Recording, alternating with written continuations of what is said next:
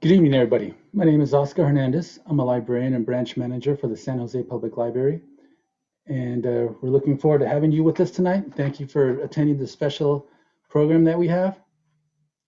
On behalf of San Jose Public Library and Silicon Valley Reads, we'd like to welcome you and talk to you about a special guest that we have tonight. Um, Silicon Valley Reads' running theme this year has been connectivity, connecting with music. And this evening, we have a special guest, Marcus Anthony Shelby. Um, Give you a quick little information here on Marcus Anthony Shelby.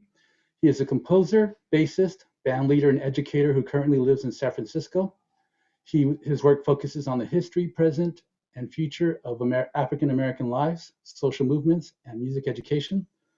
Among his many accomplishments and activities that he has done, honors, he received the Charles Mingus Scholarship to attend Cal Arts and studied composition with James Newton and bass with Charlie Hayden. He is currently the artistic director of Healdsburg Jazz. He is an artist in residence with Yerba Buena Gardens Festival.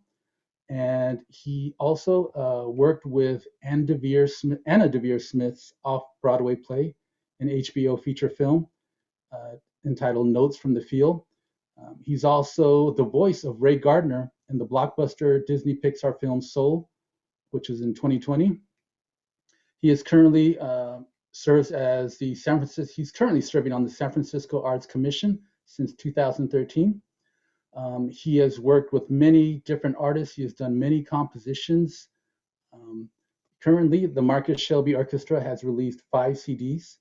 They are The Light Suite, Port Chicago, Harriet Tubman, The Movement, Soul of Movement, which is Meditations on Dr. Martin Luther King Jr., and Transitions. So, without further ado, I'd like to introduce Marcus Shelby. Um, Hey, how you doing, Oscar? Great, great. So I want to ask you real quickly. There was a lot of things on your bio that I didn't get to. Is there something that I didn't mention that you'd like to share with the audience? Well, first of all, I want to thank you all for having me and being part of this series and having an opportunity to talk about pretty much something I've been working on my entire professional life, which is going on 31 years now, and just sort of marrying history, and in particular, my history, Black history, American history, with music, and how to learn from that, and how to share that with young folks, and really how to kind of create compositions that are based um, on the themes, on the character, on the movements, on the energy. I'm going to talk a lot about that today, specifically around Harriet Tubman. But to get back to your question, um, I think the thing that kind of gets overshadowed sometimes is pretty much the work that I do with young folks, teenagers, middle school kids. Some of this is through organizations that I have had the opportunity of working with, San Francisco Jazz Festival, SF Jazz, Intersection for the Arts, Yerba Buena Gardens Festival, and particularly now Healdsburg Jazz, where we really concentrate on middle school kids and try to connect all of our programming that we typically do for adults with our education. And so that doesn't come popping out on the bio, but I've been working at the Community Music Center now for about 8 years. And this is a free teenage big band of young folks. We meet every Tuesday. Matter of fact, I just got out of class with my teenage big band. And that's something that I'm very proud of because I see how at this early age the music moves through this community of young folks. So Mhm. Cool. Interesting. Okay, real quickly before we begin your presentation, there will be time for some question and answers at the end. So, folks, if you're listening, you want to put in a question in the chat. We'll have a little bit of time at the end to get to it. One question I want to ask real quick, Marcus. I've been reading that you were inspired by attending the Wynton Marsalis concert in 1988.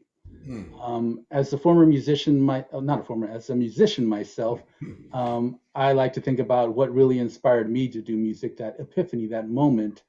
Could you describe for the audience how you felt walking out of that venue when you went to that concert? And it was in Sacramento, I believe, right? Yeah, I was in Sacramento where I went to high school and played basketball. And up until that point, that was pretty much what I did. I played sports in high school. I went to college on a basketball scholarship to Cal Poly. I studied engineering, which I was not a good student, and I did not really see a pathway because I just didn't understand it at that time Yeah. so much. But I pushed my way through school. But this summer, between the summer session before the fall, I went to a concert. I don't even know why I went to this Wynton Marsalis concert. I wasn't listening to so-called jazz, or I wasn't hip to who he was. I think it was just an opportunity to go on a date. I think 1988, and so I had played music. I grew up in the church. I Mhm. played bass. I played in high school, and so it was. I knew how to play, but I wasn't ever thinking of it as a profession or a career or a life Mhm. force. But when I went to that concert, something hit me, and quickly it was really something outside of the music. It was the image. It was how he talked. He was dressed nice, had a suit. The band, they all had suits on. It was the first time I had really kind of saw myself outside of myself, or at Yeah. least the potential of what I could. I wasn't Mhm. even listening to this music, but I got so attracted to the image and the power of what they were doing, and it was way over my head. The music, I just kind of it was more of a oh my goodness moment, And then a year later, I saw him again in Long Beach. That was much more intentional. Like, let me go back. It was what happened to me? Was that real? And it was certainly was real. And at that point, I went and got a bass. I started playing again, and 4 years later, or actually 5 years, 6 years from the first time I met him, 88 to 1994, I was then in a band in Los Angeles on Columbia Records that was touring with Wynton Marsalis and opening up for him in various places throughout Europe and East Coast. And we were at the same management company. So it was this full circle moment that came from the first time I saw him till 1994 when we were opening for him. Cool. Excellent. Okay, so you're going to present for us now on Harriet Tubman, right? And other topics, or mainly Harriet Yeah, Tubman? yeah. I'm going to talk a little bit about the blues, a little bit about Harriet Tubman. In some cases, connect things to today. And this is something I teach uh, young folks, as something that I teach older people and college level. Doesn't matter. Anybody who wants to talk about and participate in conversation about history and the blues and how it what does that mean to us today? This. So Yeah. that's kind of like I kind of like to kind of use this. I usually work from a PowerPoint so that I can kind of be real specific about what I'm talking about, because I've been studying Harriet Tubman for a long time now and having the opportunity to go where she was born, Dorchester County, Bucktown, uh, and and also where she passed away in upstate New York, Mhm. and go there a few times actually, and um, meet different people who have been researching her story, from authors um, to people who've been writing plays and movies about her. It's been something very close to me in my heart, and I love to talk about her. So I thought we'd have some fun and kind of discover some things maybe we haven't heard before. Okay. Yeah. Well, the virtual floor is yours. Thank you. And I want to thank everybody for joining. And um, as I said, this is a topic that I typically may, for a class might be a whole semester or might be at least a few hours. But obviously, we don't have that amount of time. So I'm going to maybe sort of give some broad strokes. I'm going to talk a little bit about history. I'm going to talk a little bit about how it connects to who we are today as a society, as a community, the music we listen to, and then some of the things that happened back during Harriet Tubman's time, 1822 to when she passed, 1913, and to how some of the events that are happening, and particularly over the last year, how they all kind of have similarities. And so, like Harriet Tubman, she used uh, a very creative way for problem solving uh, and for freedom and liberation. We too can use some of those tools as creative people. So anyway, so I'm going to share my screen and go to this PowerPoint right here and see. And I just kind of want to, all of this is sort of based on a series of discussions, if you will, that I call Black Music and Freedom, and how they connect and how it's almost redundant. Black music is freedom, but to sort of show how they connect, the tissue and all of that. And there's many different topics and subjects that I used to do live with a band often, or sometimes by myself. But over the pandemic, having the opportunity to actually put them in PowerPoints and be able to kind of discuss them in a way I might do in a classroom.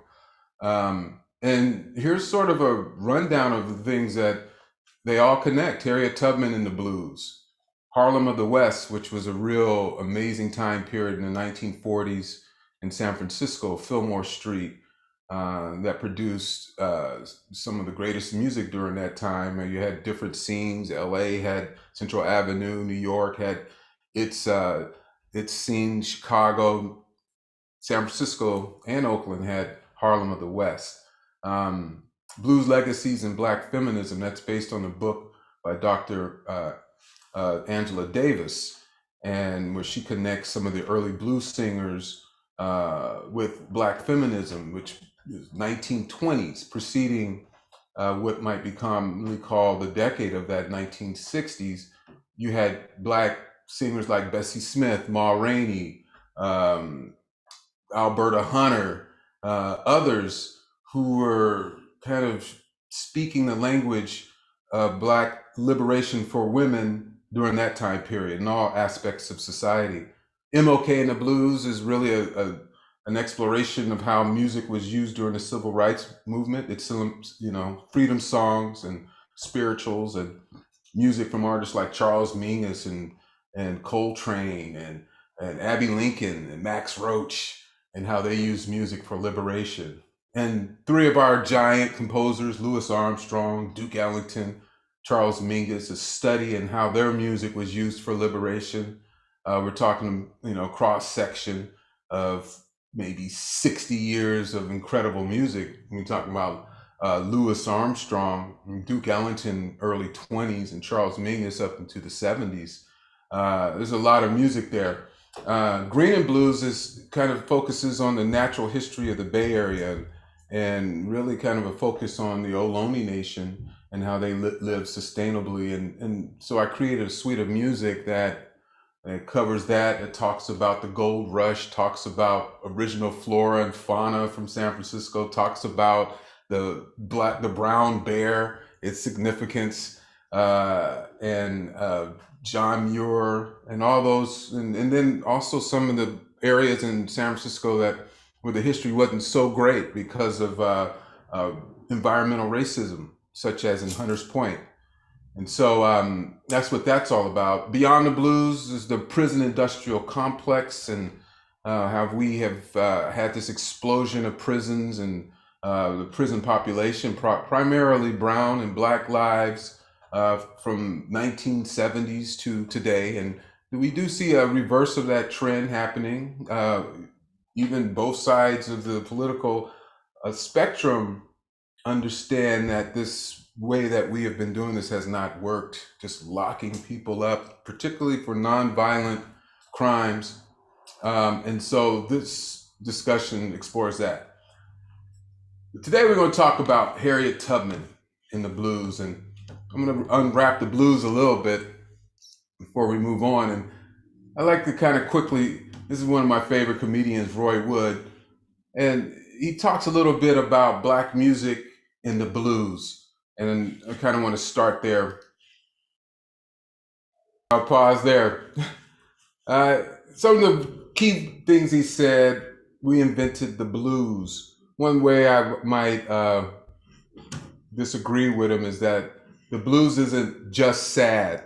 I'm going to talk about the blues is all the various expressions of the human condition. Kind of like the Greek tragedy. You have like the happy mask, and you have the sad one. Happy, sad, and that's sort of the extremes of the human condition, tragedy and triumph. And that's what the blues describes.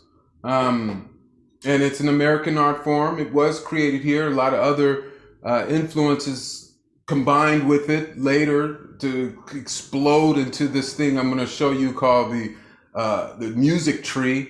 And the feeling of the music, of course, is such an important aspect of the blues. So I'm going to keep going. I like always start with something funny. So how do you define the blues? I got two ways I define it. I don't define it in technical terms. I define it in cultural terms. Also, there's a certain aspect of it that, you know, the way I relate to the music is beyond the music. All right. It's life. So when I talk about the blues, it's the pursuit of freedom, melodic freedom, harmonic freedom, rhythmic freedom, and the fourth one, timbre or tone color, which is the voice. Everybody has their own unique timbre. You know, the piano, the drum, the bass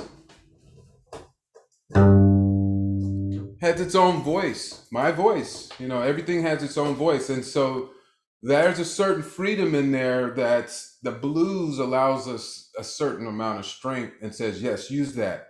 How do I know that? That's because we like people who have very unique timbres in their voice.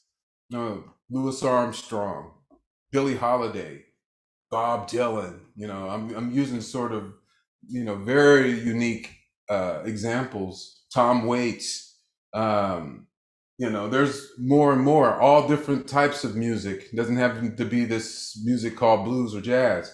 And so that's the fourth one. We all know what a melody is. We know what harmony. We know what rhythm. We can kind of understand those. And the freedom, the blues allows us, every time you hear a blues musician or a singer or a performer, they're trying to have the most melodic freedom, interpretation of the melody as possible.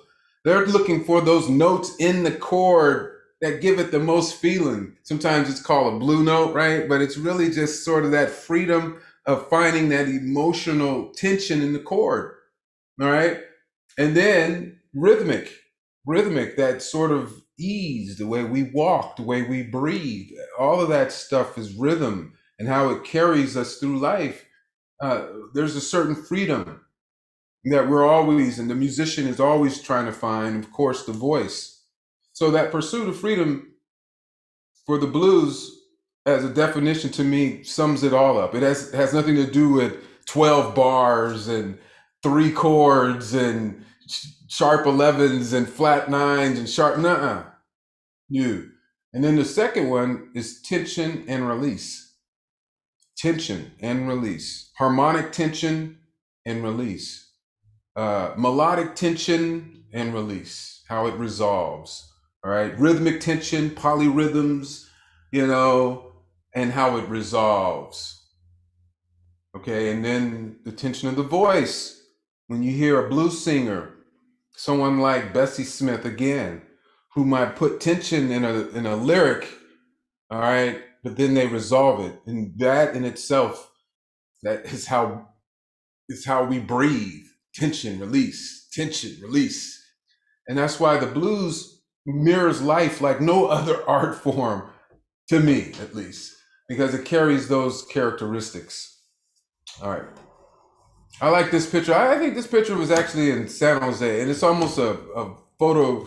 It's almost like a picture of tension and release to me. She's so relaxed amongst all of this tension. This was during the protests over the summer. No armor, nothing to fight, protect herself off. Just the blues, and that's tragedy, and that is triumph to me.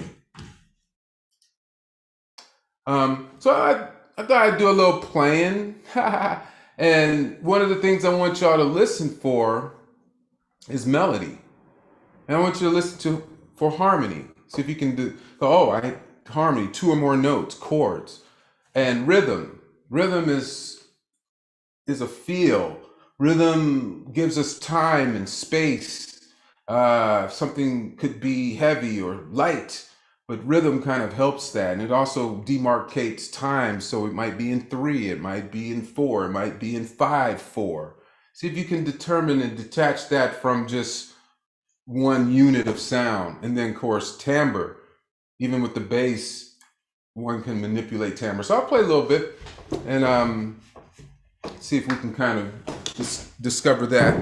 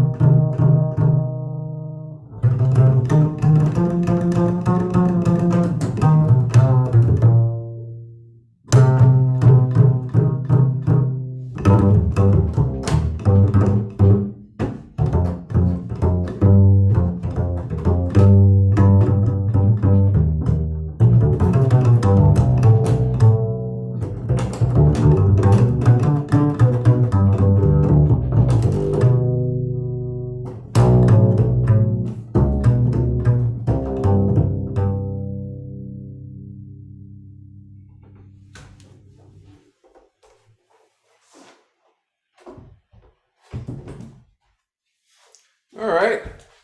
Tried to play a few melodies, some harmony, a little bit of rhythm, a little bit of timbre, so we can kind of use our ears to, it's like smelling food coming from the kitchen, and as opposed to just, I smell food, but like, ooh, I smell how that food was put together, all the ingredients and all the different things that we like, no matter what you eat, and being able to break all of that down, and sort of you have an experience that's a lot more deeper than just sound, but you're hearing melody, harmony, rhythm, timbre, and sort of going through that. So let me keep going. Harriet Tubman. Let's get to a little bit of Harriet here. Harriet was born in 1822. A lot of, like Louis Armstrong. There was no record of her actual birth date. Although recently, I think I heard that she was actually born in March. We do know that she passed away in March. It was like March 10th, 1913. So she had a good long life. Her grandmother's name was Modesty, and she came over on a slave ship. from the Ashanti tribe. And this is important because the Ashanti tribe, the women in that tribe made leadership decisions about all kinds of things and matters of life, economy, and culture and family. So the leadership qualities that modesty brought over, Harriet Tubman, who spent time with her grandmother, most certainly was affected and learned and became a leader because of this.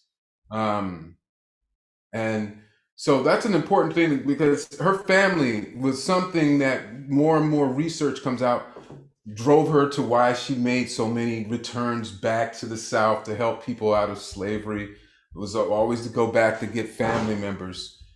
She saw her sister Lina and Soph be sold off into the Deep South, which was a whole different type of brutality that was part of the slave experience, more so than a place like Dorchester, Maryland, where you didn't have large plantations. And often, if you were enslaved by a family, if they didn't have work for you, then they allowed you to work for other families, and you were able to be a little bit more mobile than you might have been in the Deep South, which, by the way, you might have been able to find out more about what was going on in the outside world, about escape routes.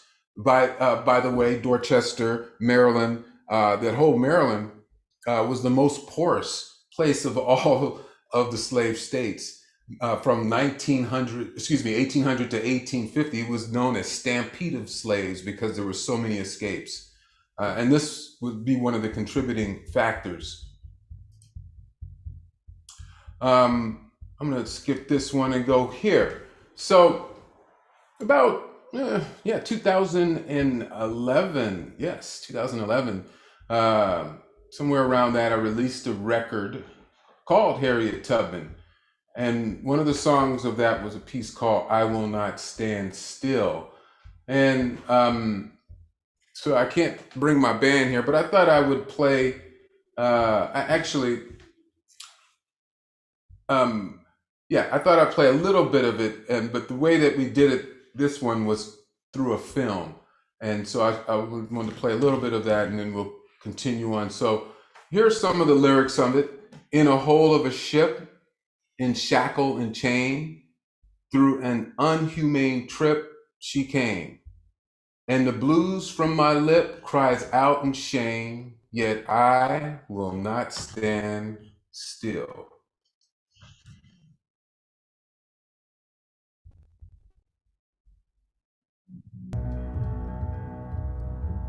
In a hole of a ship, in shackle and chain, through an unhumane trip she came.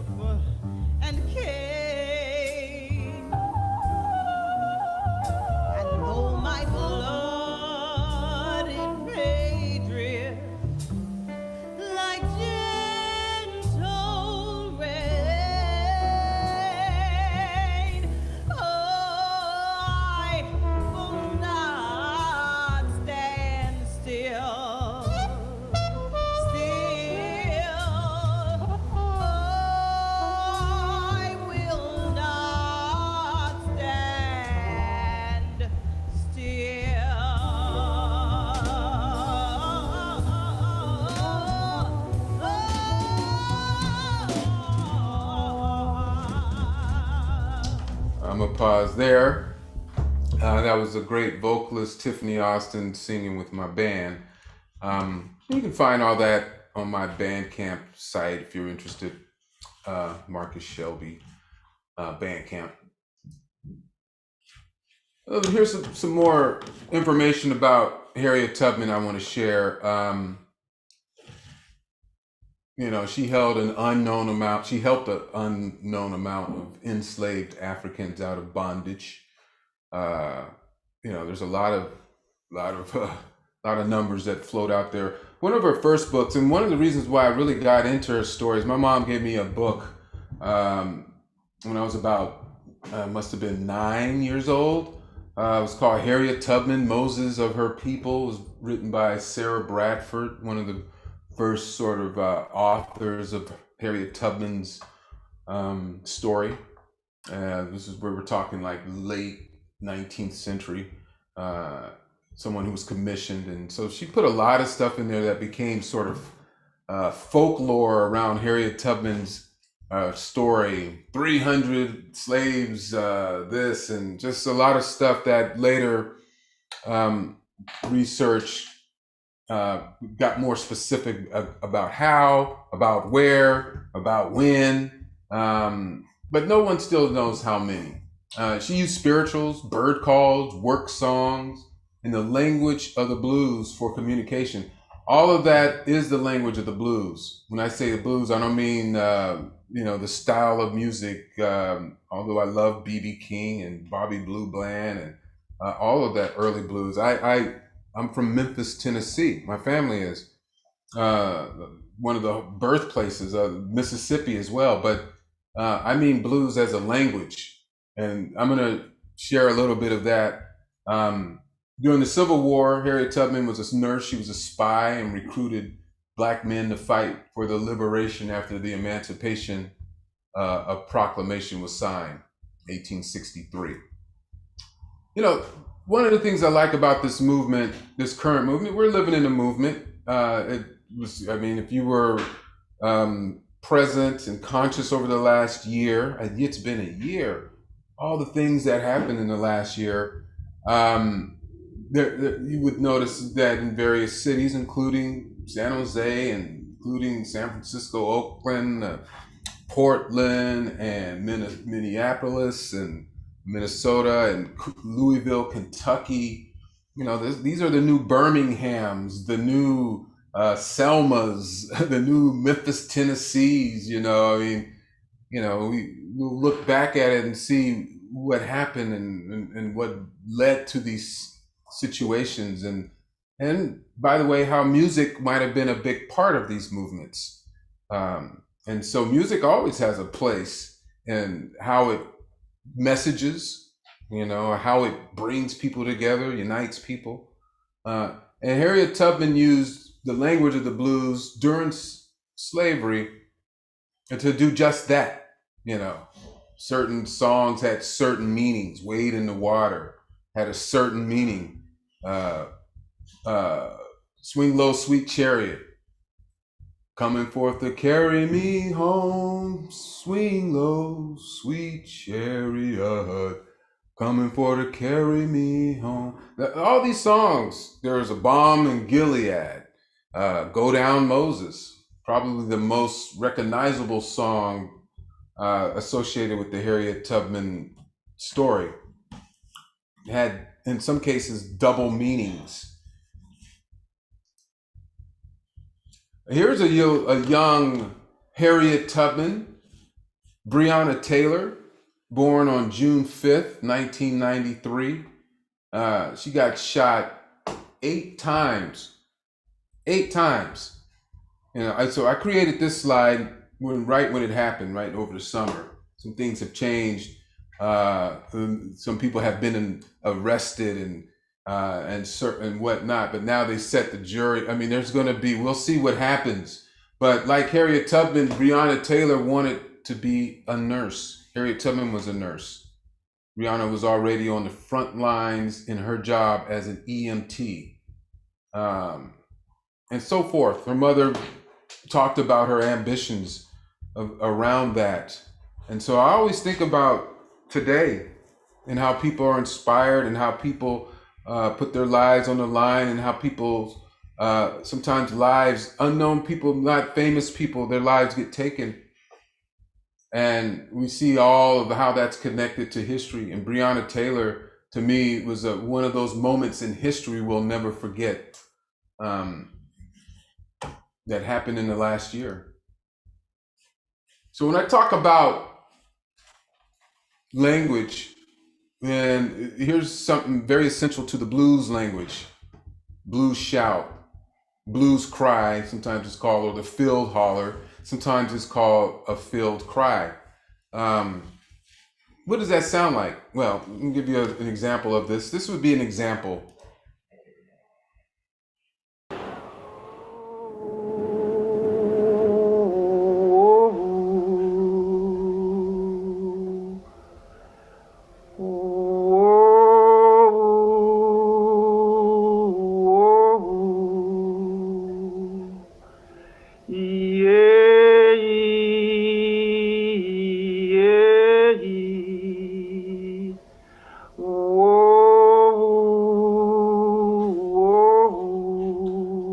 You can see it's a bending of notes. Again, it's sort of tension and release. The other thing, there's a sort of timelessness to the quality of it. There's no necessarily a starting point or an end point. There's a singular voice. There's a lot of things we can just get, a lot of information we can get out of that, and some information we can't. Like, I could ask you, was that sad? Many people might say, yeah, that was pretty sad. But if you think about it, it might not be sad. It could be something totally opposite of sad.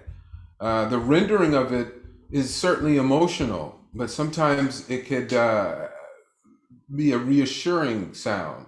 You think about the way Black people had to communicate when enslaved. They had to use sound in a way that wouldn't be mistaken by an overseer as something rebellious, if you will. And so a lot of double entendre, a lot of trickery, and a lot of irony. By the way, that's what the blues in cases, as we see it develop over time, has all of that. And this is the sort of seeds of how it begins. But it's not all that it is. Because then there's the work song. And the Alan Lomax collection, you can look that up online. It has a great collection of what this music, this is early 20th century, but sort of the way the music would have sounded in the 19th century. The work songs during this time period, a lot of this would have been not only during slavery, but during Reconstruction, as the country began to build towns and railroads, etc. It was the work songs in many cases that gave the men and women, and later on the Chinese that came over and helped build the railroads, and then were excluded. But that's a whole nother discussion. But the work songs are the ones that would add to this blues shout and this blues cry. Let's see how it sounds a little different. Ready? Go. Go. Got my letter. Oh, yeah. Got my letter. Oh, yeah. Got my letter. Oh, yeah. People keep coming and the train done gone. John was a writer. Oh, yeah. John was a writer. Oh, yeah. John was a writer. Oh, yeah, the people keep coming and the train done gone. Wrote the Revelation. Oh, yeah. Wrote the Revelation. Oh, yeah. Wrote the Revelation. Oh, yeah, the people keep coming and the train done gone. Let me just pause right there. So, yeah, as you can see, you had something a little bit different than what was with the work song with the blues shout, blues cry. Here you do have timing.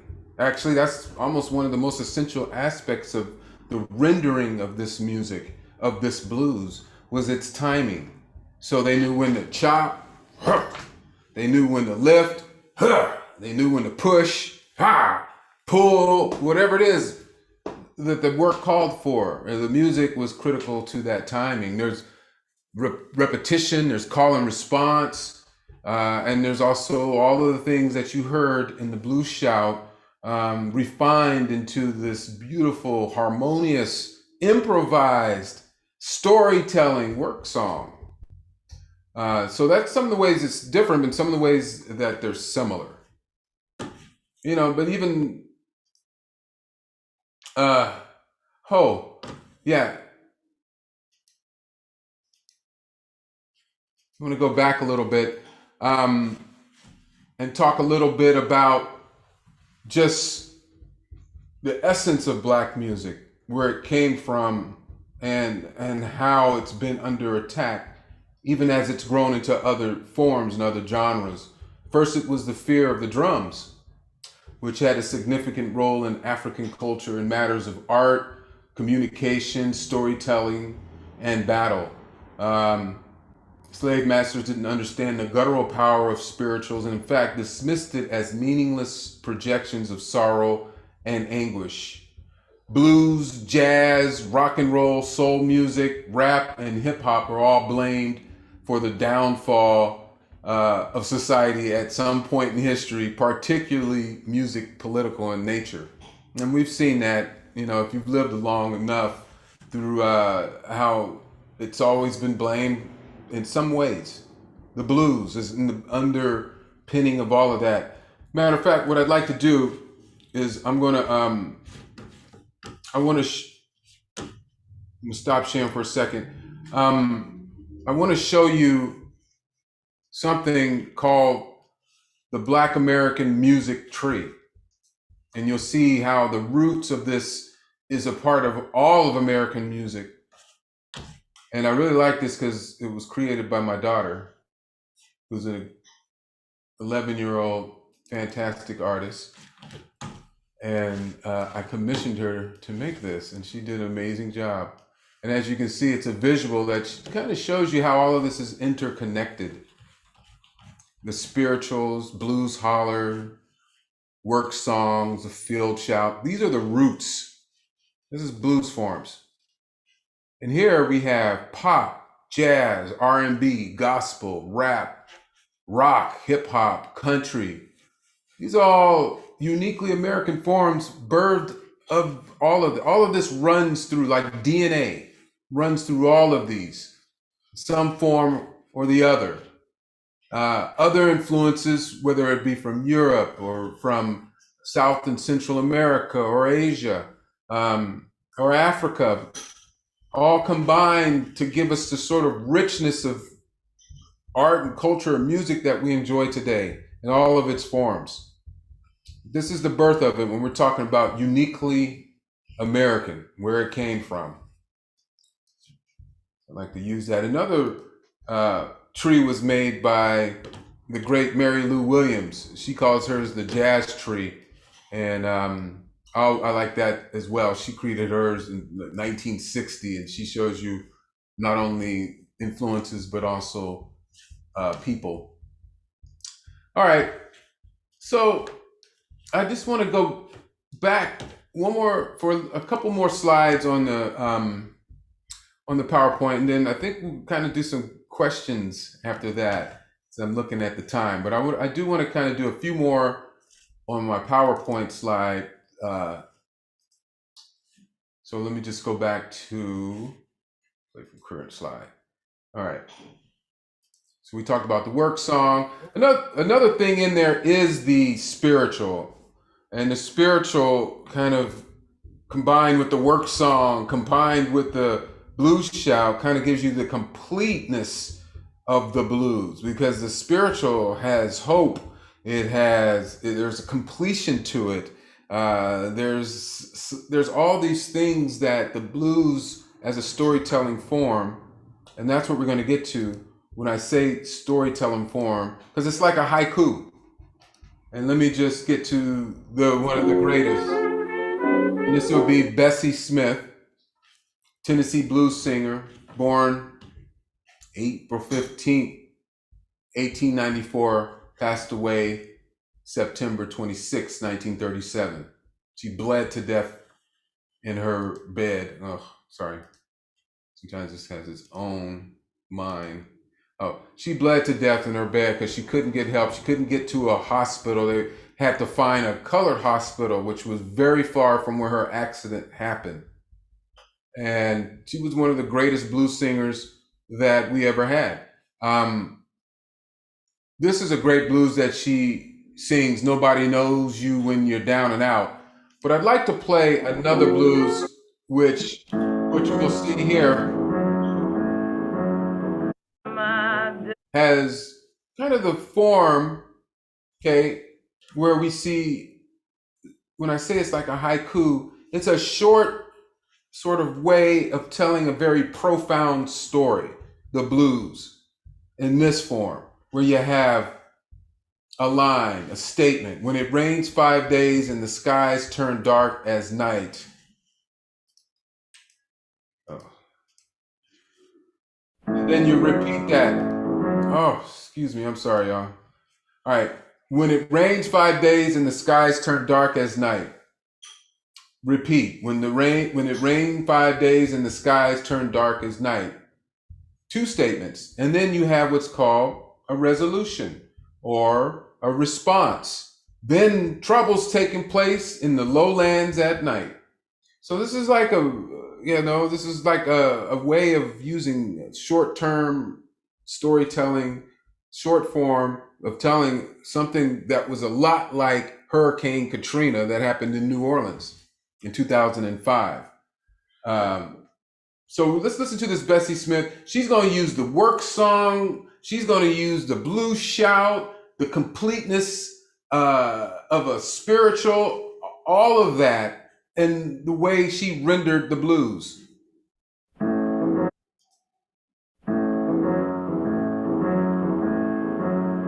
When it rained 5 days and the skies turned dark as night. When it rained 5 days and the skies turned dark as night. Then trouble taking place in the lowlands at night. I woke up this morning, can't even get out of my door.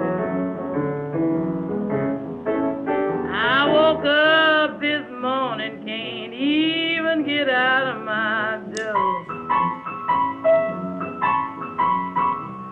There's enough trouble to make a poor girl wonder where she wanna go.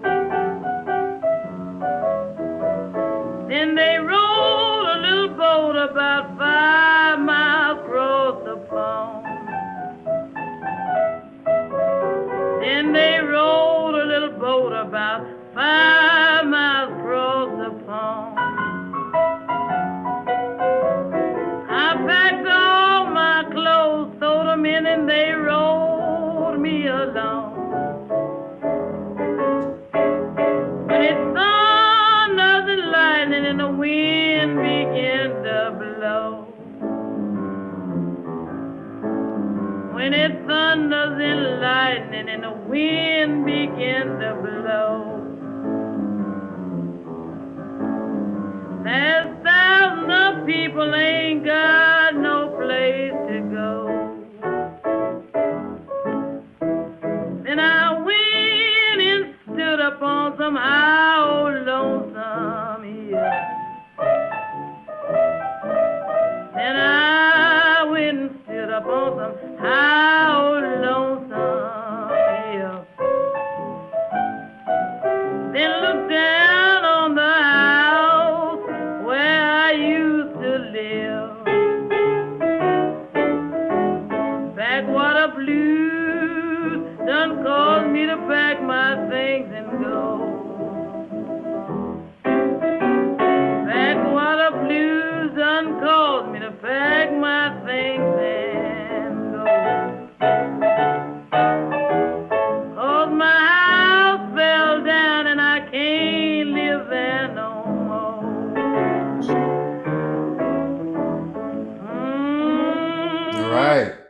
pause right there with the great Bessie Smith. She didn't do nothing flashy. She just used tension and release. All right. That's all she did. And then she had call and response with the piano player. All right. Back and forth. Piano player painting the scene. And by the way, there's, if you remove the lyrics and not listen to the lyrics, might make you get up and dance. It seemed to be something upbeat about it. Well, that's the nature of the blues: tragedy, triumph, double entendre, irony, all of that. How it was rendered, and this was the most powerful aspect of the blues of what it can do. And this is only one talking about a tragedy, or not this one, not Hurricane Katrina, but a similar one back in, I believe it was like 1919. Okay. And so another flood in New Orleans. So that's the blues. And that's really how Harriet Tubman connects to all of that. When listening to Blackwater Blues, what are the various blues forms present in the music? We discussed that. Okay, I'm going to end there and just say that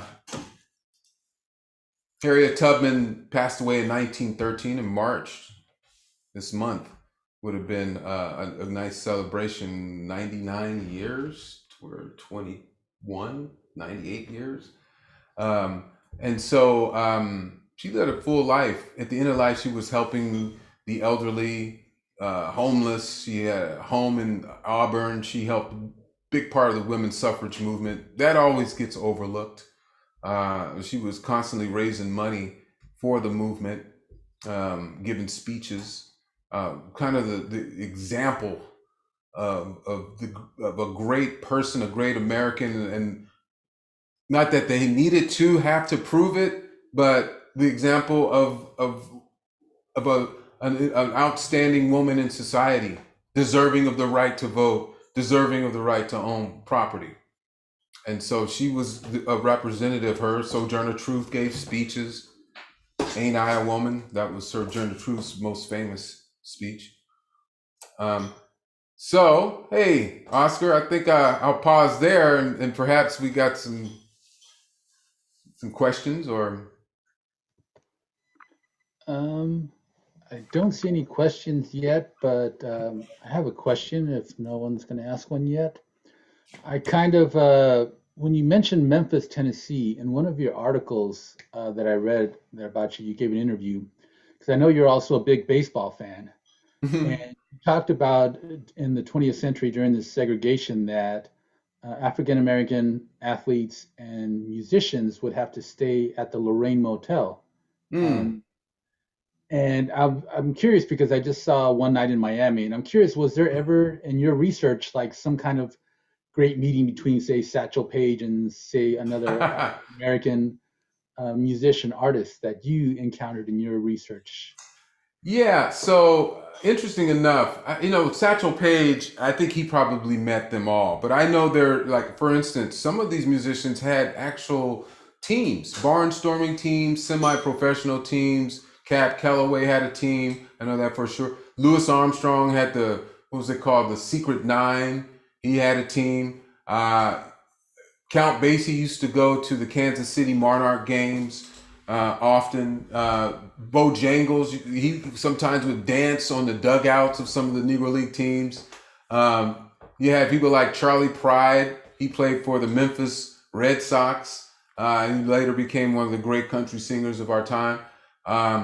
Look, this was one of the places that musicians would go to. And then at night, the baseball players would go to the clubs.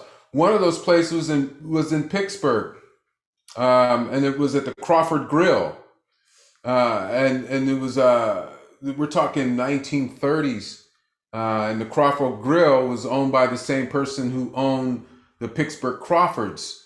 That had players like Josh Gibson, at some point Satchel Paige, Cool Papa Bell, all these great players who, they were on other teams as well. But at this one point in time, they were one of the best teams in the country, Negro League teams, barnstorming, having to play sometimes 2 games, sometimes 3 The Kansas City Monarchs, they carried their own lights at one point, and were able to do night games. So they might do 3 games in a day.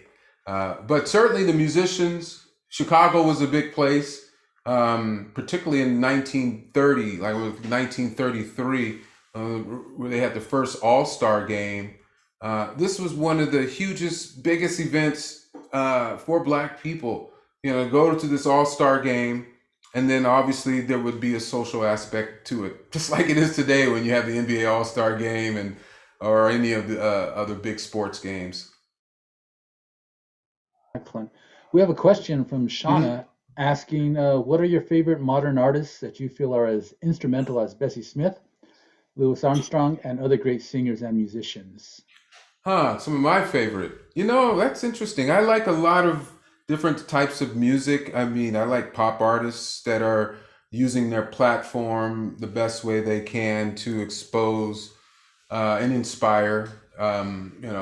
So if I was to name, there's some people who might not be as famous, that aren't as well known, but I would be like, I'm gonna go check out their work. There's someone in San Francisco or Oakland named Faye Carroll. She may not be on the Billboard Top 100, but all of her music to me is reinforcing to the spirit. It's historical, it's modern, and it's just something that needs wider attention. But if I was to say artists out, maybe famous artists out there, I like this singer Lettucey. She came from the Bay Area, or she was in the Bay Area for a while. She's in Los Angeles now. I really like her. I like Beyonce. I like different styles of music, not just so-called blues, jazz, and swing. But again, people who might there's a lot of hip hop artists that use their platforms to empower the community. I'm all for that. All for that.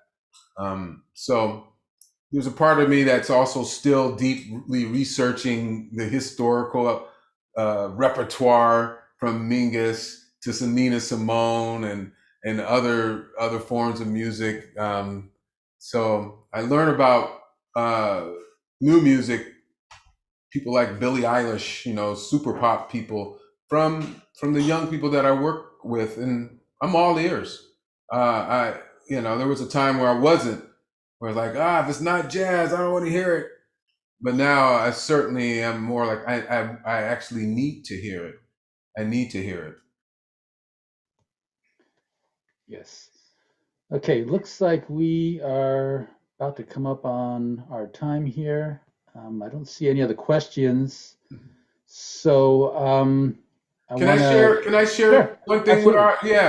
I wanted to let me just so I am, like I said before, I am the artistic director of Hillsburg Jazz, and I just wanted to share an event that we have, and it's Mary Lou Williams, Nina Simone, two of our greatest pianists. We're going to do a concert that's going to honor these two. It's a week from tomorrow, and it's part of Women's Month. You can learn more about it on our website, hillsburgjazz.org, to register. But I just want to share that. That's some of the work that I do outside of my own sort of personal practice. Okay, excellent. And no other questions. I want to thank you, Marcus, Thank for you. being with us this evening. And on behalf of San Jose Public Library and Silicon Valley Reads, I want to thank all of you all for joining us.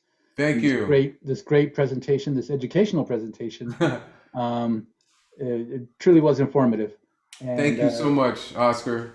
And thank you again. And thank you, folks. Have a good night. And thank you, Reed, as well. I've been talking to Reed a lot, so I want to thank her. Reed from Silicon Valley, who helped organize all this, was the main driving force in organizing all of this. And thank her. And we want to thank our staff, Justin, who's doing the technical behind the scenes, and Shauna, who's also helping out. So thank you very much. And again, good evening. Thank you for joining us.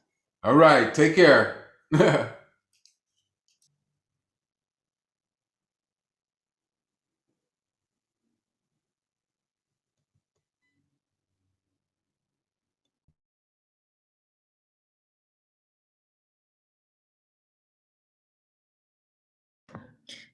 Great job, you guys. I thought it was awesome.